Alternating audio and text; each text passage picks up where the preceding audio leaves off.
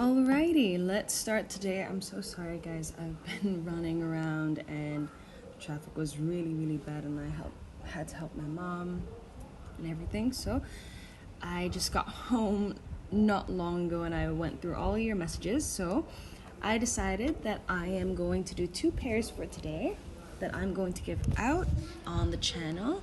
And because I am late, and as an apology gift to you guys, I will analyze 1 pair from top to bottom so you see how I mark, and I will explain how I do it.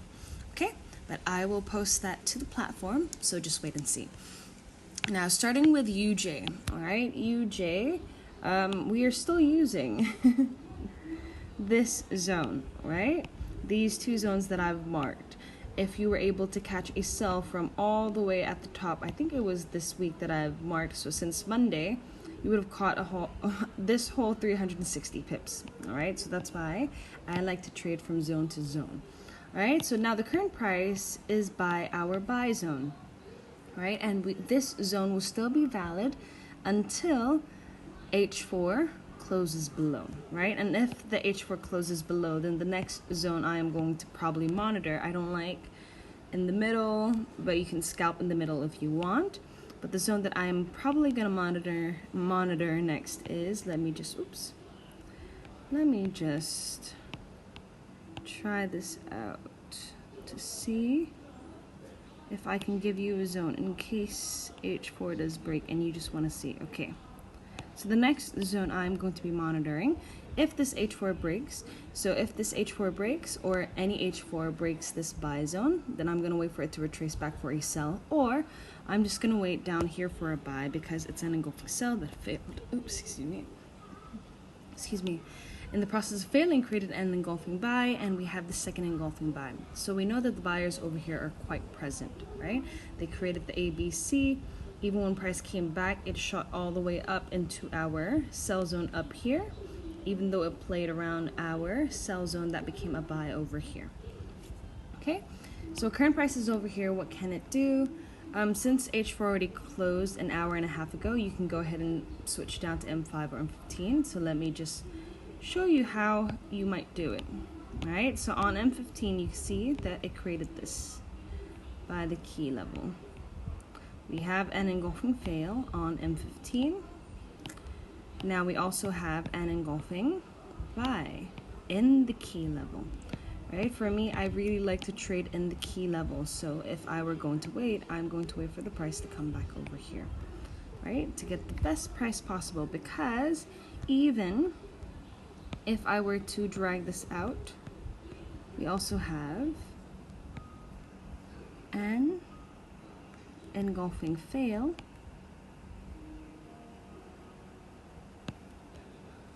there, an engulfing sell that failed, and price closed within, created this engulfing buy.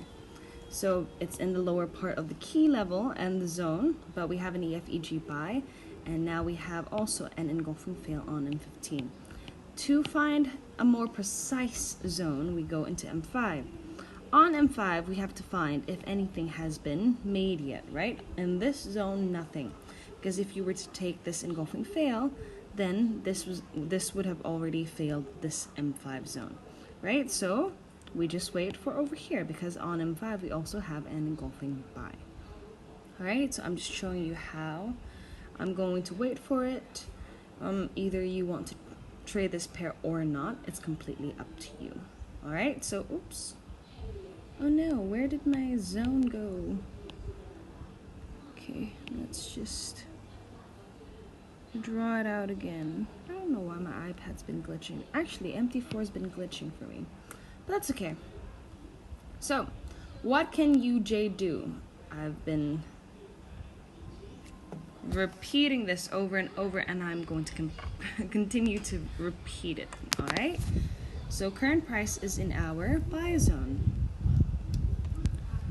If it continues to respect it, then potentially we can catch a buy back up. If it breaks down below, then I might want to test a lower area or a lower zone. I already showed you where I was going to wait for.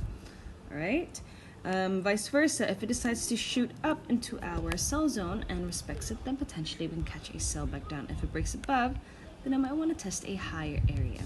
Now I'm reminding you, that today, since we did have FOMC last night, where was it? Okay, we had FOMC last night, right? And now, for the whole afternoon, we are not going to be having any USD pairs. So if you are trading USD pairs and you don't find it moving until the US session, that might be, okay?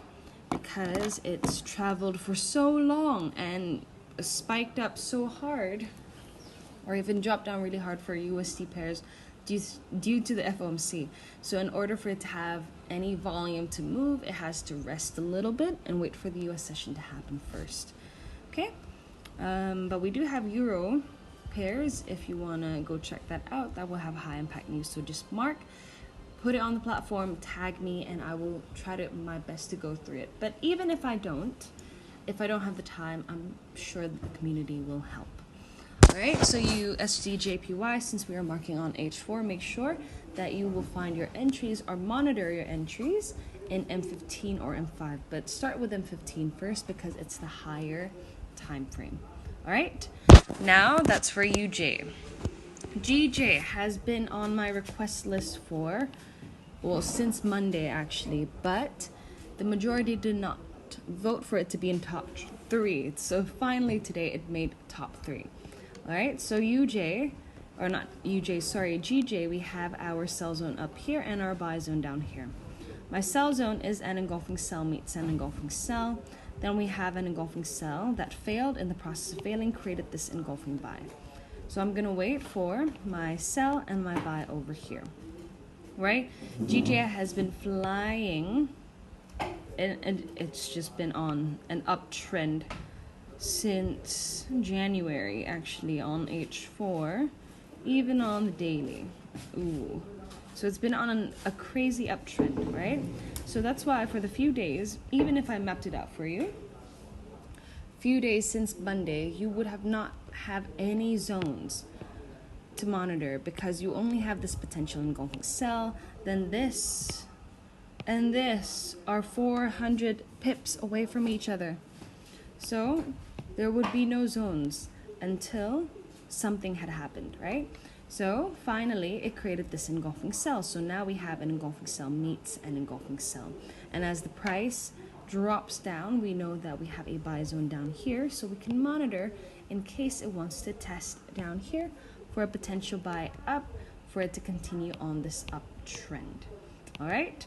So GJ, what can it do? Again, please don't rush if it does not reach your zone, or don't sell into the zone, all right? Unless you are using a different strategy or you're scalping, then go ahead.